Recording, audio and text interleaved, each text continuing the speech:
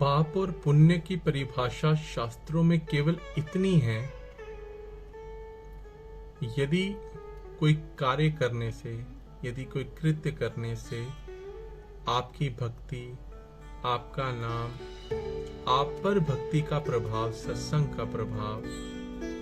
ये सब बढ़ता चला जाता है, तो आपके द्वारा किया गया जो भी कार्य है उसे पुण्य कहा जाता है। और जिस कार्य से आपका मन मलिन हो, जिस कार्य से करने से आपको चिंता बनी रहे,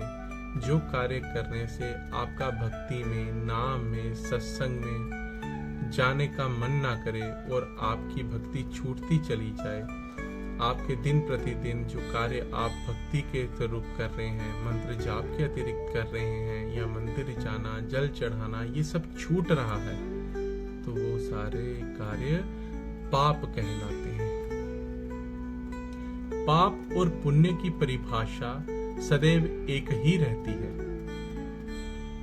आपके द्वारा किया गया हर एक कार्य जिससे आपका पुण्य बढ़े वह धर्म कार्य है, और जिससे पाप बढ़े वह अधर्म कार्य है। हमें यह समझना होगा कि हमारे लिए दिन प्रतिदिन में किए जाने कार्य में हम लोग पाप बढ़ा रहे हैं या पुण्य बढ़ा रहे हैं। यदि आप ये ऐसा सोच रहे हैं कि हमारे द्वारा किए गए कार्य से पैसा कम हो जाएगा, हमारा घर कारोबार बिक जाएगा, हम महंगी गाड़ी नहीं ले सकेंगे, हम बढ़िया होटल में नहीं जा सकेंगे, तो ऐसे कार्य का जो भी अर्थ आपको मिलता है वो पाप पुण्य की भांति में नहीं आता।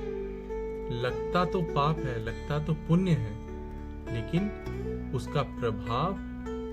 क्षणभंगुर है, यानी वह जाने ही वाला है।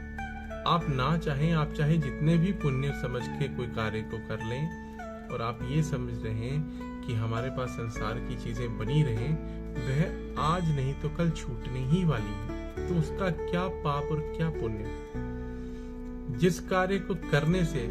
आपको धर्म में वृद्धि मिलती है, फिर चाहे आपके पास अर्थव्यवस्था हो चाहे ना हो, आपके पास महंगी गाड़ी हो चाहे ना हो,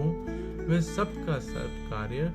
धर्म कहलाता है। इसलिए धर्म की ध्वजा हमेशा लहराती रहनी चाहिए और अधर्म की ध्वजा हमेशा